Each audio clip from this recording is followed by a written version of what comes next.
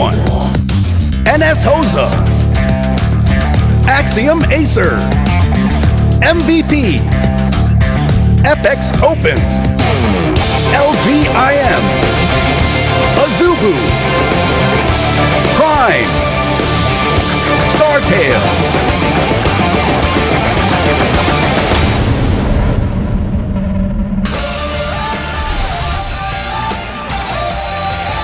Welcome back to the GSTL. You were here yesterday, you're here again. It is Saturday, 1:10 p.m. Korean Standard Time. I am Wolf. With me is Kaldor. And we have once again a great match today. The last two teams that haven't played in the GSTL just yet, but today they will have their first match. Yep, it's the opening match for AZUBU and Prime. AZUBU actually, surprisingly, made a great showing in the preseason. A lot of people weren't sure how this team was going to do. They have a lot of players who were successful a long time ago, and now they're back in StarCraft 2 Heart of the Swarm. They have a really, really strong lineup, and they looked very good in the preseason, as you already mentioned. They have players like Violet, they have Symbol on their roster. They have, of course, also a lot of talents. Just a very, very big lineup if you just look at it, and naming all of them would be a little bit too much. Today we have, for example, Supernova starting for them. So a very, very big roster. And I would actually say that in this particular team match, I feel that they are a little bit the favorite team to take it. Yeah, I would as well. I mean, with how they played in the preseason, and Prime's had a little bit of shifting going on recently. For example, they have Boom Boom, who used to be on Prime, now on their roster. So yeah. So there's definitely been a lot of changes, and Prime did not do well in the preseason. They lost in the first match against FXO. Right now, they are, I don't want to say that they are struggling a little bit, but if you look at MLG, where Creator and Marine King played, they lost their first match against very strong opponent, granted, but still. Right now, I feel that AZUBU has a lot of momentum, and the Prime team has always been strong, but can they really stop them? Right, that's the question, because they've been a team who won a GSTL in the past against Startail in Vegas. They won that season. They looked dominant. It's like nobody could stop them. And now they don't look weak. Like you said, they just don't look like the same Prime that was dominant before the Prime that we know. Yeah, exactly. So AZUBU with a lot of momentum already going into this match, and they have very strong opponents. Symbol, for example, players. Symbol was one of the players that we had in the GSL code as final. He lost to Aurora then, but still huge achievement for him, of course. Yeah. And this is something that Prime today has to deal with. And they decided to send out a veteran, an experienced player as their first player today, with a TVT with Bjorn up against, as mentioned already, Supernova. Yeah, Bjorn I feel is a great starter. He's somebody who you can always kind of rally behind, and he's got a decent TVT, so for him, if he can get a lead, I think it's going to be a little bit rougher for AZUBU. But if AZUBU wins the first match, I think it's going to give them a momentum they need to take potentially even a few wins early on. When it comes to AZUBU, we talked about this yesterday. The coach and the practice environment, something the players have said in interviews several times, is unique. It's different. It's a very good environment for them to train and practice and get better.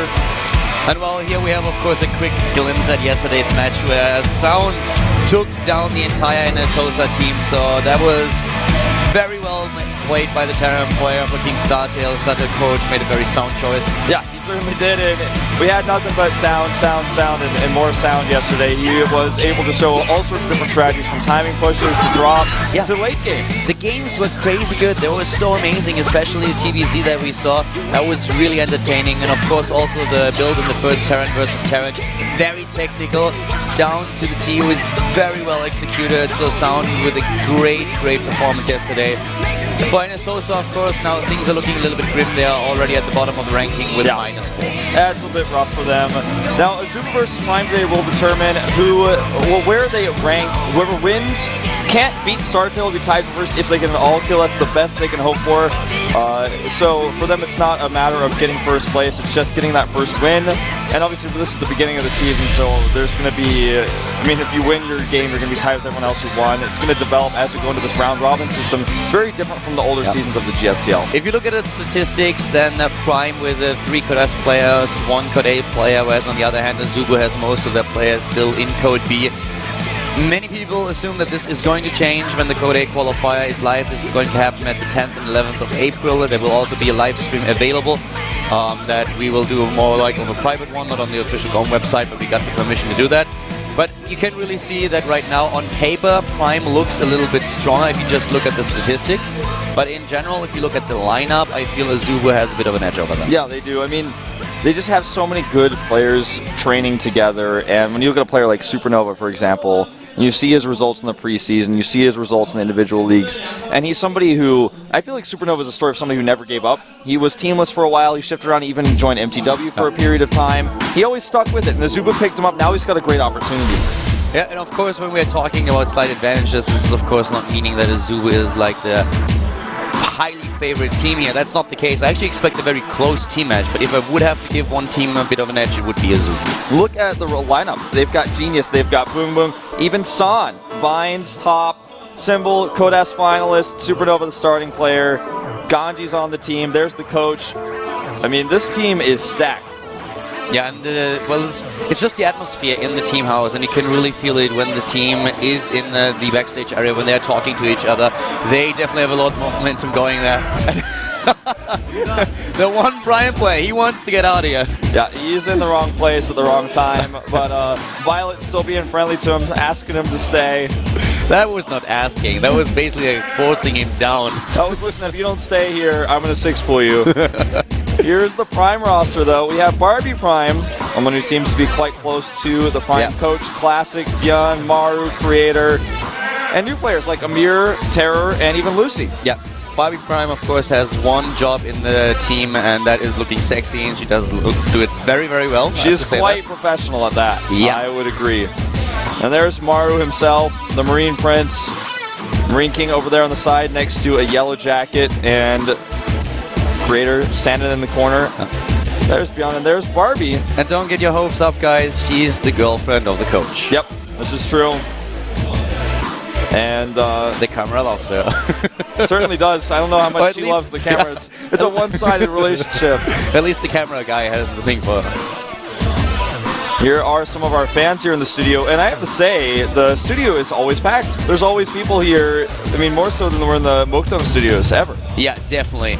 And well, we are going to start very soon with our first match. You saw the teams already in the backstage area, but we have our Terran versus Terran already set up. The players were in the booth earlier, practicing a little bit, setting their gear up, making sure that the hotkeys and everything is set up as well. So everything is ready for our first match here. The last two teams in the GSTL Season 1 2013 that haven't played just yet. Who is going to take the win? We're going to find out right now. Yep, Genius, hurry up. You're a bit late. You're going to get back into that row to walk down. And we'll have our entrance here. I have to say, Gerard looking a little bit nervous. Yeah, I actually completely agree with you. Also earlier when he was on camera and when we met him backstage area, he looked a bit nervous here. He's like, I remember when Marine King didn't win season 2. And he's like, oh, wait a second, we have to move out. He's like, yeah, that's right, ST did beat Marine King that time.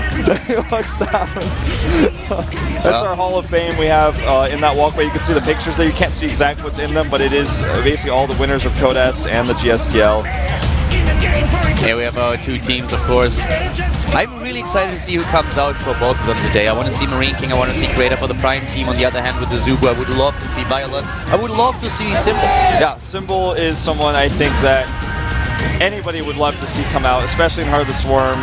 You know, he had such a great Wings of Liberty finish, and he's transitioned now just like everybody else. For him, it was a little bit of a later transition into Heart of the Swarm because he had to practice for Codas that last Wings of Liberty tournament for so much longer than everybody else. I talked to him a lot, and he sent me quite a few replays, especially at the beginning when he said, I'm still a little bit off with my timings. I'm not too happy about how it works right now. I'm just learning the game, learning the strategies. But then over time, he got way more confident in his strategies and in the new tactics that he developed, the new timings. So I really want to see how he adapted. Yeah, I'm looking forward to it. See if it comes to that. He may be one of the last players to come out if he comes out at all. Prime sitting down and ready to go. Got some food, some snacks. Yeah, they got a lot of snacks here earlier. We have actually a supermarket right around the corner, which becomes pretty handy. Yeah, it certainly does. Yep. And one thing I want to talk about now that we're back on camera is that the GOMTV has increased the quality of EHQ. So if you guys didn't know that, now you know. But it's something that stresses me out from time to time. For example, I cut myself shaving this morning. You guys see like this little dot on my chin. I'm like, you guys can see it on stream now. In the past, I might cut myself. I wasn't sure if I shaved properly, and I was like, nobody can really see it. But now I'm like, I gotta make sure. Shave the evening before. Yeah, I should do that because sometimes I'm a little bit rushed. We got our sessions moved to 1 p.m. in the morning on Saturdays. We gotta get out of the house quick. No. Exactly for the reason that you just mentioned, I don't shave on the same day. Yeah, well, I've never seen you cut your head. I mean, I guess if you shave your head, you get pretty used to it. Actually, it happened. when I first started doing really? it, and if that happens, then there is blood tickling down everywhere, and we're like, oh my god. Well, that must be embarrassing. Yeah. I mean, as embarrassing as my chin is at this moment. Twice, but I learned my lesson. It's time for the starting match. Supernova is in his booth. He is ready.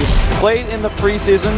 Currently, surprisingly, a Code B player, but that may change in the upcoming qualifier. A lot of the players that are currently on the AZUBU roster are still in Code B, but with the qualifier, the first one in Heart of the Swarm, things will change. Already people are expecting it to be the toughest qualifier that we ever had in StarCraft 2. Yeah, I think that is going to be the case no matter what. You know, when Wings of Liberty wasn't as figured out, there were not as many people playing the qualifier. I mean, Torch qualified with battle cruisers. Burn! So, that's just a reminder of where things were at the time. For those of you guys who do not know, AZUBU is a company in Korea that's investing in esports quite heavily right now, not only in StarCraft 2 but in League of Legends. And Bjorn is really excited about his information. He's like, I'm in Code A, I forgot. He looks like he's looking at it like he didn't know. Yeah, he's really happy to be back in the booth here, and of course this time he's playing in the new studio, in the studio here in Gangnam, which is very different from the old one. Yeah, very different. It's a changed studio, it's a different environment. It's a new beginning, and this is true for both teams. By the way, there's a dog on the prime bench. Don't confuse it with the Zenex dog that used to belong to Beyond. It's not the same puppy. It's also not the Startail dog. No, not the Startail dog. It's very true. It kind of is like a thing for teams to get a dog these days. Yeah, I'm always losing track of whose dog is whose. Starting map is DMZ. The map that we've actually seen every single GSTL match I can think of in the new studio. It has not been missed. No, it's definitely true. We have a Terran versus Terran. We've seen a great play yesterday in the mirror match. Very technical builds, but also the late game when we had the final game between Jockey and Sound. Now we have two different opponents. We have Bjorn up against Supernova. Supernova still looking sexy after he got LASIK. Oh yeah, he does. Oh, no, sorry, he didn't get LASIK. He got the normal eye surgery because they were too small. Right. You know what's funny? I keep thinking about this. DMZ is one of the first maps I can think of that we had that is new, that is used often. Usually it's not. But hold that thought. We've got to get started here at the GSTL match number 1. Terran versus Terran with AZUBU versus Prime. I am Wolf, with me as Calor. Let's jump into the game. And Eve broke the Rhino. How cool.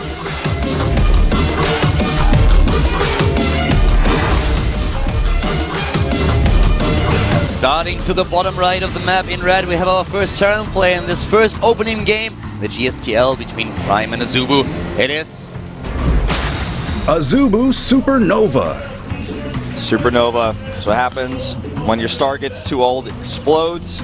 Supernova been playing since 2010. I think he might blow at any time.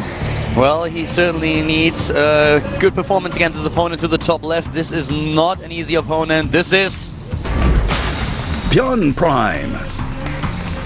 Beyond a man of many IDs, he even used to play Protoss. Don't say it. Yeah, I won't say it. We don't talk about it. We don't talk about it. We only talk about 3 Indiana Jones movies, and we don't talk about Bjorn's IDs. We have a pact, Wolf. We have a pact. That's very true. We will not discuss these things. Well, look at that. They both have their SCVs rallied to the gas. We're going to see both players go gas first. This is really interesting because all sorts of different builds can come out of this really fast. Reapers, more likely we'll see Banshees, and when it's Banshee versus Banshee on a 2-player map, things get crazy. I love Banshee versus Banshee. At least I love casting it. I would never want to play it because that is actually very taxing. You need a lot of multitasking to pull that off properly. But it's very interesting to observe and to see if a player is able to do damage and then defend his own base at the same time. Right, you know, it's all about microing two things at once. Microing against the Banshee while microing the Banshee at your opponent's base at the same time, and you have to make choices. Barracks are going down now, of course, and let's see what those two players are going to do with the refinery first. They will have a lot of resources, a lot of gas can go straight into the factory if they want to. Very different from when if you take the refinery later on. Right. Now, this is Bjorn's second time playing against AZUBU. Obviously, last time Supernova won against him. They actually played before. And when it comes to the statistics in Terran versus Terran, you can see Supernova is slightly more successful overall. Both players the similar amount of matches played. 30 and 30 for Bjorn in sets. That's actually insane to think that he's played 60 sets of TVT. That's how long he's been a pro gamer. Supernova so far has 2 wins and 2 losses in Heart of the Swarm in the GSTL preseason. He was able to take out Aphrodite and also won against Hack, so he defeated 2 Terran players already. Had a little bit of a tougher time against the rest of his opponents, namely JKS and Extreme. Against the Protoss and Zerg player, he was not as successful, but in the Terran versus Terran, at least out of the Swarm, he was looking really good so far. Yeah. I noticed on this map there's a big container of Vespene gas at the natural. I wish you could destroy that and get the gas that's inside, but I guess that's not the case. Maybe in the campaign. Yeah, maybe. Well, at this point you can already see that we have both players going into...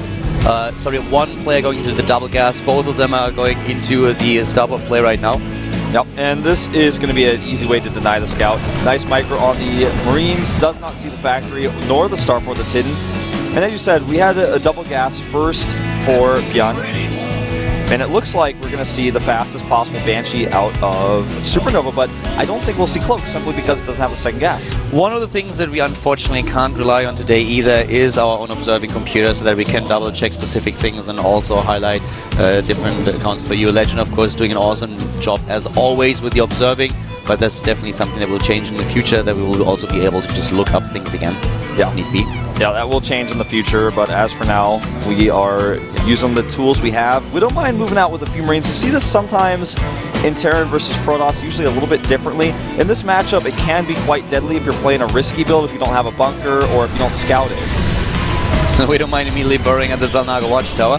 And we have an expansion now being built, of course. The expansion for Supernova already going up, whereas Bjorn is completely relying on a one-base play so far. Yeah, and I was thinking we'd see Cloak Banshees from Bjorn, but he looks like he just wants to use his gas for Widow Mines. He even gets a medevac now. And we could do is drop 2 Widow Mines and the Marines in the main base. This is something that Supernova already predicts. He moves into the main with his Hellions and his Marines. And Bjorn is the one who is trying to be a bit aggressive here, as you already pointed out, but we have a Banshee heading out, and this changes quite a bit. So if there's not a Widow Mine set up in the main base of the Prime player, he could be in a lot of trouble once that the Banshee arrives. Yeah, you're absolutely right. There's a bunker in the main base, which is quite unique as a defense in the main base for Supernova. He's got Hellions as well, and this drop will be shut down. There is the Widow Mine. Great scan there. Takes out the first one. The second one, though, is getting a little bit closer in here. Really well done. But here comes the Banshee going now into the main base. Cloak is being researched. The Banshee already there. And is there actually anti-air? There's only one Widow Mine, and he really has to make sure that he burrows it at the right angle. Yeah, you're right. If he doesn't burrow it correctly, then the Banshee will do absolutely a ton of damage. Nice micro, though. He needs to get away from those Marines. There he goes, and this Widow Mine is about to be active again. He could potentially take out that Viking. Does he target it, though? Does he see it? Does he target it? He should, and he does. Wow, even gets the SCV mining from the gas there. Really nice target. That was well done, and in this scenario, we already have Supernova down in Harvesters, and this is going to be a problem for him. Yeah, this is going to be a big problem. He doesn't have a second CC either, so he's not going to be able to catch up very quickly. Exactly, very good point. The SCV was actually destroyed, so he does not build the command center, and I don't think he realized it. Yeah, that's really important. He now restarts it. Very late there. The Cloak Banshee, though, is something that may catch Supernova off guard because he went Banshees. He's not going to expect his opponent to come in with a late Cloak Banshee. And also, it was never scouted. AZUBU's Supernova never really saw that we have the starport. He never saw that Cloak has been researched. So this is very difficult for him to deal with. Yeah. But at least he knows that they're Banshees. Exactly. He saw them with the Hellions. That's one thing he's very lucky that he can say is that I saw the Banshee coming across the map. That Widow Mine not burrowing in time. There's a 4 Hellion drop, though, coming out for Supernova. And again, he just continues to put this light aggression. He's not really heavily committing to it. It's just, it can do a ton of damage. And here comes the Cloak Banshee once again, and this could also do a lot of damage. The drop in the main base already in position, taking down Marines. One of the Hellions already going down. Where is the Widow Mine? Yeah, he has barely enough Marines to deflect this. The Banshee's still doing damage. He just sits away from that missile turret. Needs to get back up a little bit, though, as he is revealed. 8 kills, Wolf. 8 kills already, taking down another SCV. Supernova finds himself in a very awkward position. He's down to 32 supply by now. Right. And he doesn't really do a lot of damage with his drops and also with the Cloak Banshee earlier. The defense of Bjorn is just way too good. Yeah, the defense of Bjorn was good, and the command center you talked about earlier not finishing, losing that SCV really hurt him because his command center was the one thing he was relying on. Without that, he lost SCVs and didn't really capitalize on the 400 minerals he invested. Now he's even losing more. He's down to 13 SCVs counter. This doesn't look good, not at all. And if you go for a command center early and your opponent relies on a one-base play, then you always need to trade. Well, the Banshee is finally being taken out, but the position for Bjorn is already awesome. Yeah, this is great for him. 2 Widow Mines on the way. He's trying to get those out. When you're behind, sometimes Waking Widow Mines can, you know, if you're lucky, if you target correctly, if you position them properly, they can change games, but he's so far behind right now. The command center for Bjorn is not continue to being built right now, so he's running into the same trap that we had Supernova catching a lead. Now finally he starts to send an SCV over and starts building it again, but he is already so far ahead that at this point he can do, I don't want to say whatever he wants, but if he plays a very safe game right now, there should be no way for Supernova to win this. Yeah. Unless he pulls really good drop playoff. I mean, to put it simply, he has half the supply of his opponent, Supernova does. And that's continuing to be the case. 33 to 70 right now. Yeah, he kills the Banshee. Could have saved it, actually. Yeah, he should have been able to micro that better, but he was focusing elsewhere. And, and the command center, it's down, but he doesn't even have any SCVs to put there because he can't even saturate one base with his SCV count right now. We have now a 3rd command center being built for Bjorn Prime. Prime player is looking very strong here. Great performance so far, and Supernova, he's just trying to hold on somehow. He even has a few SCVs scattered at the natural. You can really see that he is struggling here. I don't know if he's nervous, but something's going on there. Yeah, he is affected for sure. Now trying to do a drop, but there's a siege tank and more Marines than I can count on 2 hands ready to defend it. Banshee actually does escape with 2 hit points down here with 2 kills, and will he go for the scan? Oh, he takes out the Marine, wow, sees that it's in range. He's actually just waiting to die at this point. He even loses another SV, which forces the cancel on that barracks. 50 supply up for Bjorn Prime. That's the situation that we look at right now. The Banshee with 2 hit points left is still a menace. Finally goes down. The harvester count is 22 to 48. 50 worker supply for Bjorn. This is more than Supernova currently has overall supply. Not even talking about the army supply here. Yeah, I mean this is a classic example of when you're ahead, get more ahead. He's not even trying to finish his opponent off. He's being very kind at this moment in time. Yeah, we have him now with 26 Marines to 8, already 5 tanks on the map, not a single one for Supernova. He just can't afford them. Yeah, and Bjorn even has a sensor tower in his main now. He's like, no matter what, I will not lose this game. I have twice the supply of you. I have 3 command centers. I'm still making SCVs, and now he's starting to add a few production facilities. At any moment in time, he could just end this game, but he doesn't want to. He just wants to play it safe. He wants to get that first win. When Bjorn played in the preseason of the GSTL, he was up against JKS and he lost his match. It was actually the final game between FX Open and the Prime team. But now he's looking so strong against Supernova. A Terran player who did much better in the preseason than Bjorn did. But in this game, it doesn't really matter. Bjorn not affected by this at all, not intimidated. He's playing a great game here, and he's the one who really pushes all the right buttons. Literally. Yeah. He certainly has. I mean, his economy is so much better with the damage he did earlier. Even though his drop initially didn't do a ton of damage, he was able to target down that Viking, for example. He just kept on the pressure. And Supernova tried a few different ways of aggression, but the defense of Bjorn was so strong that there was nothing he could do about it. Oh, this drop is even spotted. He's moving his 3rd command center out. The double drop for Bjorn has not yet been spotted by Supernova. I don't even know if he has enough units to defend what's in those drops. That double drop could potentially be the nail in the coffin for Supernova. He's trying to stabilize and trying to come back into this game, and if he's able to build up a big army, then maybe he can just use the momentum that he gains from it, but at this point it's really tough to pull it off somehow, because you can really see that the army of Bjorn is just gigantic. Yeah, I mean the Widow Mine smiles here and says, I got you, Siege Tank. The Siege Tank doesn't care. He's got such an army. Here comes the drop. Drop in the main base here. He's out defending against the frontal attack. He has to defend at 2 points, and both the drop and the regular army are just too much to deal with. He sieges up. If you don't want to, you can just walk up there and say hi. And the main base attack is still going strong. Here comes the siege up, and so far Supernova at least defends his rep, but the main base is completely exposed, and those Marines, they're going to town. Yeah, he's already killed plenty of SCVs, but he's not done there. He wants to kill more. Some of the Marines coming into the main to defend. Easy for Bjorn to boost out of there, continue the frontal assault. He's got so many siege tanks here. And yeah, the defensive position for Supernova is a bit difficult to attack, but if he wants to, he can trade inefficiently because he has the better economy. He has a third command center up and running. Yeah, he's on 3 bases by now. He has 64 worker supply. He's going at this point into the next set of upgrades, researching +2 attack. Bjorn is looking so strong, and Supernova, he is desperately trying to cling to these 2 bases. Yeah, he's got his siege tanks in position at the top of the ramp, the best place he can have them. It's going to be really hard for Bjorn to attack that location, but he doesn't have to. He's got 2-2 on the way. 2-2, while +1 armor only is on the way for Supernova. He can't afford anything else. He has nearly twice the SUVs. He's just somehow trying to stabilize and maybe get a good army out there, but the problem for him really is that Bjorn doesn't take any chances here. Bjorn is just macroing it up behind all this aggression. So what can Supernova actually do? He's trying to drop on top of the tank, so is he? He comes in here, those units are stuck in a medevac, they can't even fire. GG! Bjorn decides that it is time to end the game. Goes in, takes down the 1 medevac and eliminates the rest of the army. Supernova loses the game and AZUBU is down 1 match. Yep. And he's marking it on the scoreboard. I have to say that that game looked one-sided, but it was all about the opening. It was just a matter of never give up, never surrender for Supernova. He didn't want to quit. He's not even left the booth yet. Bjorn is an experienced player, and when you get such a lead, he knows how to play the game, and that's exactly what he did, and he played an amazing TVT. We saw Supernova going down in flames after the opening, and now, of course, AZUBU has to make a choice. Who's going to be the next player? Is it going to be a Zerg? Is it going to be another Terran? Will we see a Protoss player here?